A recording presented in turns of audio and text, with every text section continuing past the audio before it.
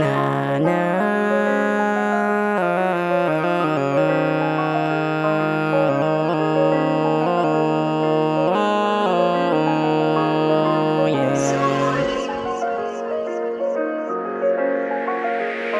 Di pipilit ang sarili sa mga bagay na hindi na natin pwede pang ibalik. Mga nakaraan natin ng masakit di na maibabalik. Di pipilit ang sarili sa mga bagay na hindi na natin pwede pang ibalik. Mga nakaraan natin ng masakit di na maibabalik.